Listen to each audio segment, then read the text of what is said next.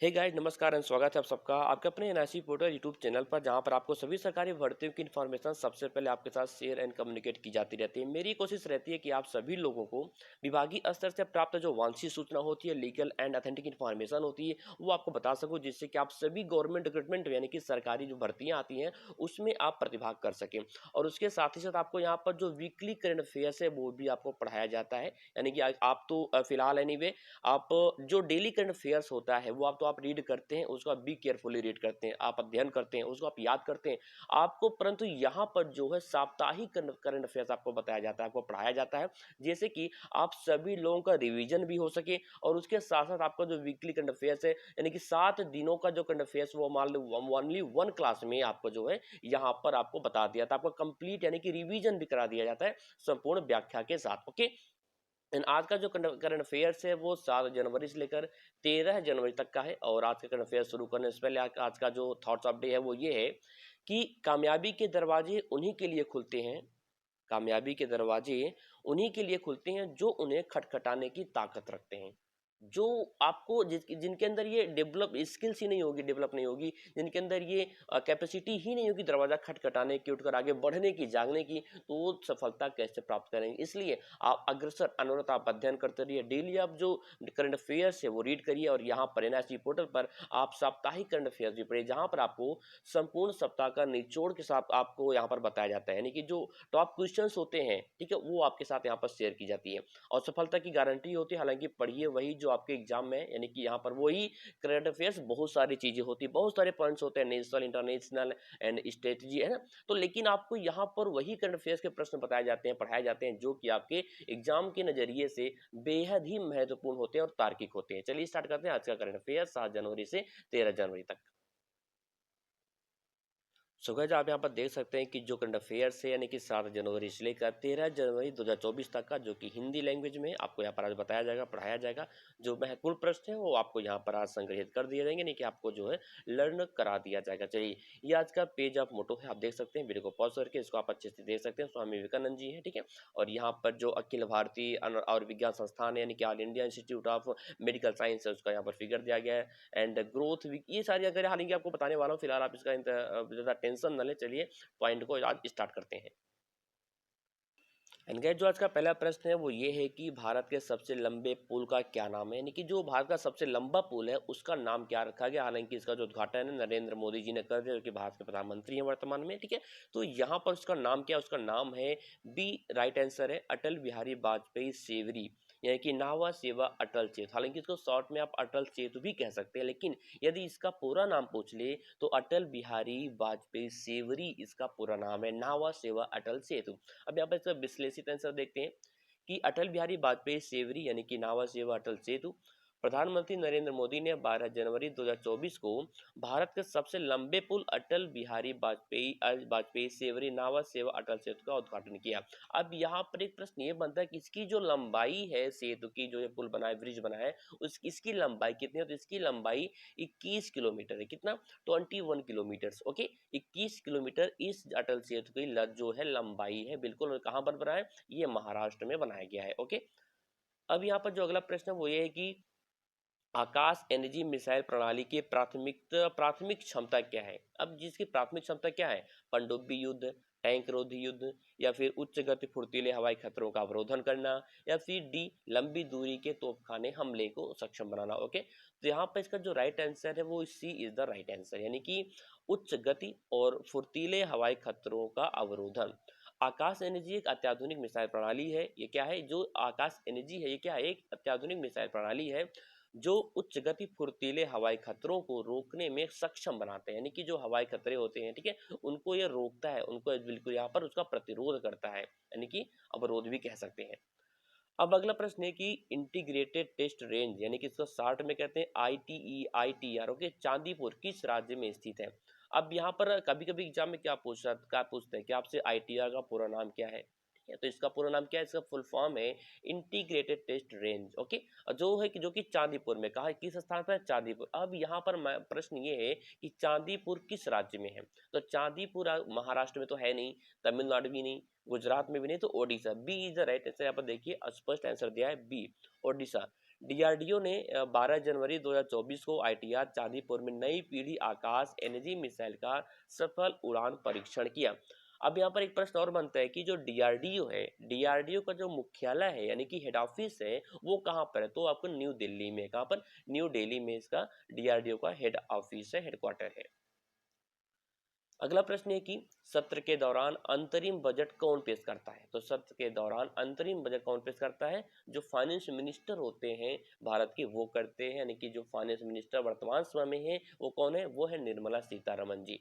तो वित्त मंत्री निर्मला निर्मला सीतारमण 1 फरवरी को अंतरिम बजट पेश करने वाली है और ये प्रतिवर्ष जो है 1 फरवरी को ये अंतरिम बजट को जो है पेश किया जाता है। तो कौन पेश करता है? फाइनेंस मिनिस्टर, यानी कि जो अपने कंट्री की वित्त मंत्री होते हैं वही करते हैं। अगला प्रश्न क्या है कि राष्ट्रीय युवा दिवस प्रतिवर्ष क्यों मनाया जाता है? राष्ट्रीय युवा दिवस प्रतिवर्ष किस लिए मनाया जाता है? क्या रीजन है? तो यहाँ पर B is the right answer है, स्वामी विवेकानंद जी के जन्म दिवस के उपलक्ष्य में। क्योंकि जो राष्ट्रीय युवा दिवस प्रत्येक वर्ष 12 जनवरी को स्वामी विवेकानंद के जन्मदिन के उपलक्ष्य में मनाया जाता है, जो कि पश्चिमी दुनिया में वेदांत और योग के भारतीय दर्शन के परिचय में एक प्रमुख व्यक्ति थे। ठीक है, इसीलिए इसी के उपलक्ष्य में उनका जो बर्थडे था, अगर हिंदी में कह सकते हैं कि उनके बर्थडे या बर्थडे को जो है उसी दिन जो है राष्ट्रीय युवा दिवस जो है प्रतिवर्ष 12 जनवरी को मनाया जाता है। जनवरी 2024 में किस आतंकवादी समूह ने सोमालिया में संयुक्त राष्ट्र के हेलीकॉप्टर पर कब्जा कर लिया? ये हुई ना बात, ये क्या गजब का प्रश्न है कि जनवरी 2024 में एक आतंकवादी समूह ने सोमालिया में जो संयुक्त राष्ट्र है, सोचिए संयुक्त राष्ट्र के हेलीकॉप्टर पर कब्जा कर लिया। मतलब किसी कंट्री के हेलीकॉप्टर पर कब्जा करने की बात होती तो समझ में आता है, लेकिन यहाँ पर क्या है, संयुक्त राष्ट्र के हेलीकॉप्टर पर ही इन्होंने जो है कब्जा कर लिया, अपनी हैसियत, अपनी दावेदारी दिखा दी। ओके, तो ये कौन सा है? किस आतंकवादी समूह ने? अल शबाब। यहाँ पर B is the right answer. जो अल शबाब एक आतंकवादी समूह है, इसने जो है संयुक्त राष्ट्र के हेलीकॉप्टर पर कब्जा कर लिया था। कब किया था? 10 जनवरी 2024 को अल शबाब लड़ाकों ने संयुक्त राष्ट्र के एक हेलीकॉप्टर पर कब्जा भी कर लिया। यानी कि आतंकवाद से कोई भी, स्वयं संयुक्त राष्ट्र भी सुरक्षित नहीं है। यूएनओ ये स्वयं भी आतंकवाद से जो है बिल्कुल सिक्योर नहीं है, सुरक्षित नहीं है। ओके, अब हालांकि आतंकवाद से निपटना चाहिए सभी देशों को एक साथ मिलकर। चलिए अगले प्रश्न पर नजर डालते हैं। विश्व हिंदी दिवस हर साल 10 जनवरी को ही क्यों मनाया जाता है? जो वर्ल्ड हिंदी डेज है, यानी कि जो विश्व हिंदी दिवस है, वो हर साल 10 जनवरी को ही क्यों मनाया जाता है? तो यहाँ पर B is the right answer. विदेशों में हिंदी भाषा को बढ़ावा देना इसका जो उद्देश्य होता है। ठीक है, यानी कि जो विश्व हिंदी दिवस होता है, थोड़ा हम इसको जूम आउट कर दे जिससे कि आपको भी क्लियर दिखे। ओके, तो विश्व हिंदी दिवस, जिसे विश्व हिंदी दिवस 10 जनवरी 2024 को मनाया गया और विश्व स्तर पर हिंदी भाषा के उपयोग को बढ़ावा देने के लक्ष्य के साथ यह दिन प्रतिवर्ष मनाया जाता है। ठीक है, यह दिन, कौन सा दिन? हिंदी दिवस कब मनाया जाता है? 10 जनवरी को प्रतिवर्ष जो है मनाया जाता है। ओके, अब अगला प्रश्न है कि वाइब्रेंट गुजरात ग्लोबल समिट 2024 में मुख्य अतिथि यानी कि जो मेन गेस्ट के रूप में किसने भाग लिया था? यानी कि कौन था मेन मुख्य अतिथि, मेन गेस्ट कौन था? तो वो थे, कौन थे? संयुक्त अरब अमीरात के राष्ट्रपति। जी हाँ, ये कौन थे? ये क्या थे? वाइब्रेंट गुजरात ग्लोबल समिट 2024 के मुख्य अतिथि थे। और इसका जो समिट हुआ, इसका आयोजन कहाँ हुआ? तो इसका सिंपल सी बात है, इसके प्रश्न में ही इसका आंसर दिया गया। आप ढूंढिए, कमेंट करके बताइए। हालांकि मैं बता देता हूँ, जो ग्लोबल समिट हुआ वाइब्रेंट गुजरात, इसका जो आयोजन किस राज्य में हुआ? वो गुजरात राज्य में हुआ। ठीक है, यहाँ पर बहुत से बड़े बड़े उद्योगपतियों ने प्रतिभाग किया, वो पहुंचे थे, वो इन्वेस्ट की बात किए कि हम गुजरात में ये प्लांट करेंगे, इतना इन्वेस्ट करेंगे। और वाकई में काफी लोगों को, काफी बेरोजगार, जो वहाँ पर बेरोजगारी की दर है वो बिल्कुल उसमें कमी आई, क्योंकि वहाँ पर रोजगार जो है बिल्कुल पैदा होगा।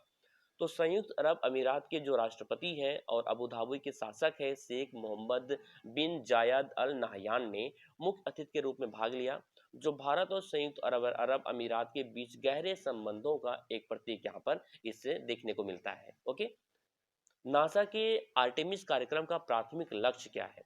नासा कहाँ? नासा किसका? ये आप तो जानते हैं किसका अनुसंधान केंद्र है? ये अमेरिका यानी कि यूएस का है। ओके, यूएस का नासा। अच्छा, इंडिया का क्या है? भारत का क्या नाम है? भारत का जो अंतरिक्ष अनुसंधान केंद्र है, क्या नाम है? इसरो। और इसरो के जो चेयरपर्सन है, चेयरमैन है, वो वर्तमान समय में कौन है? आप कमेंट करके हमें जरूर बताइए। और नासा के वर्तमान चेयरपर्सन कौन है, ये भी आप कमेंट करके हमें जरूर बताइएगा। हालांकि प्रश्न को देखते हैं। नासा के आर्टेमिस कार्यक्रम का प्राथमिक लक्ष्य क्या है? इसका लक्ष्य ये है कि इंसानों को चांद पर वापस भेजना। ठीक है। नासा ने आर्टेमिस कार्यक्रम को अपनी योजना को स्थगित कर दिया, जिसका उद्देश्य मनुष्यों को चंद्रमा पर भेजना है। हालांकि अभी जिसकी योजना थी, जो स्कीम थी ना, इसको उसने नासा ने जो बिल्कुल क्या है, अभी टेम्पोररी बेस पर इसे रोक दिया है। हालांकि अभी इसको रोक दिया गया, हालांकि कब चालू होगा अभी ये कंफर्म नहीं कहा जा सकता। अब इसको देखते हैं।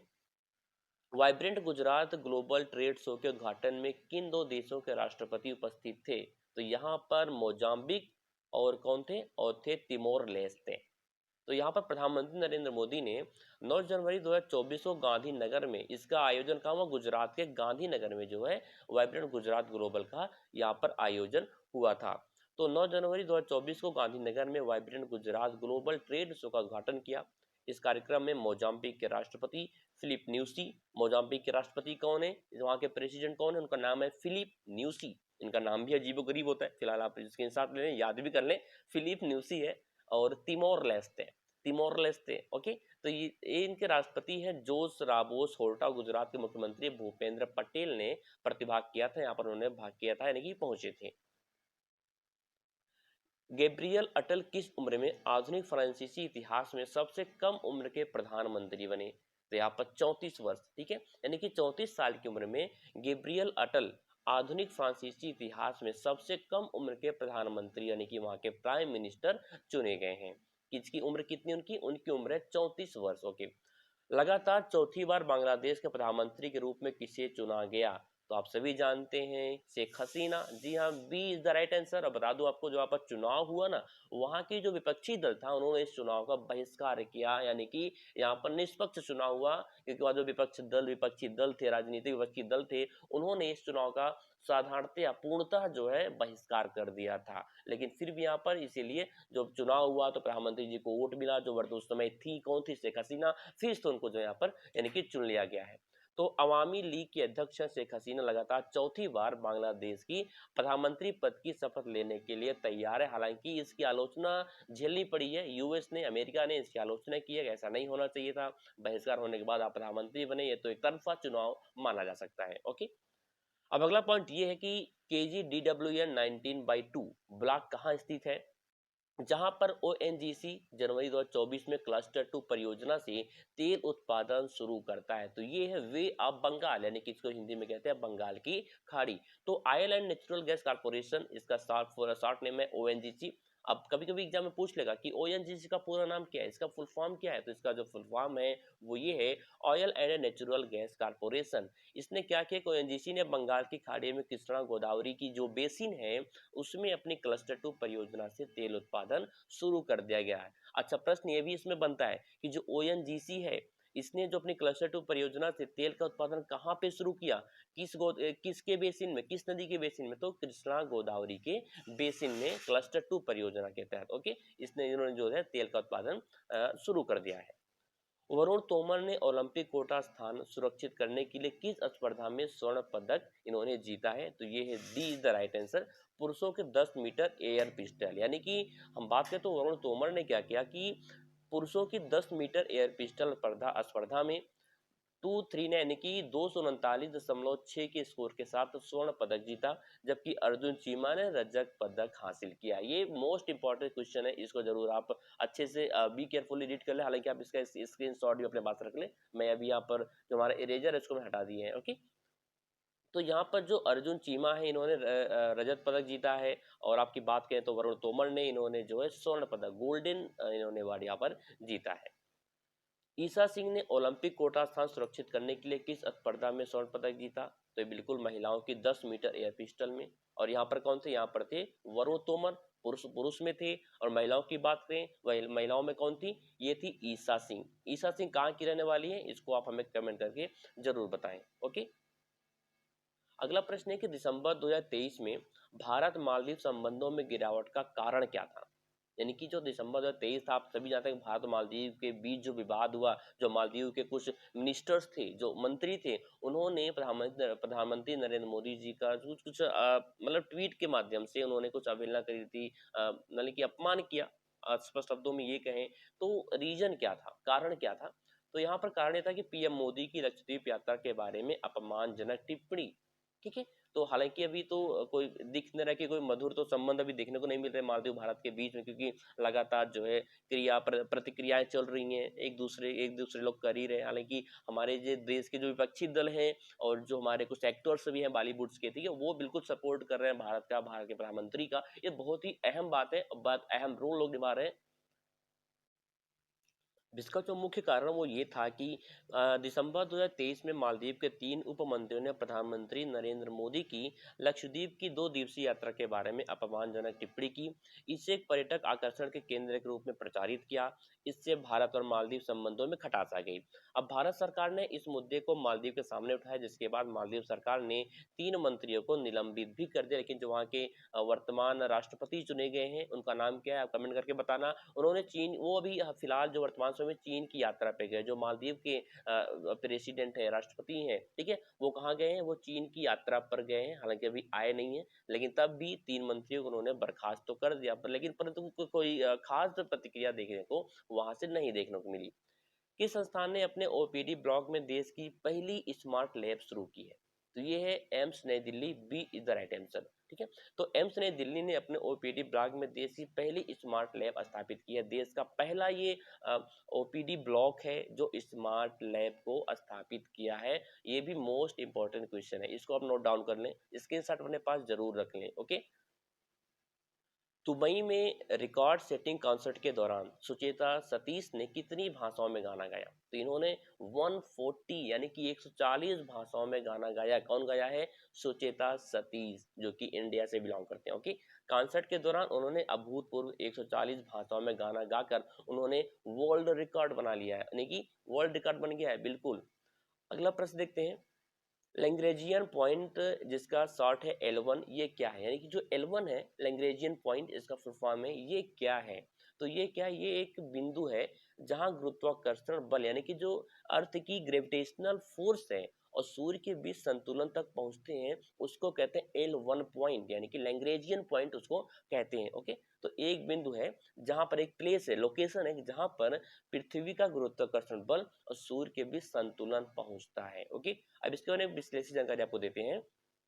हालांकि इसरो, इसरो का फुल फॉर्म क्या है आप हमें कमेंट करके बताना। इसके वर्तमान चेयरपर्सन कौन है वो भी कमेंट करके बताना, ठीक है। हालांकि इसरो का मुख्यालय कहाँ है, ये 3 पॉइंट्स आप हमें कमेंट करके जरूर बताना, ओके।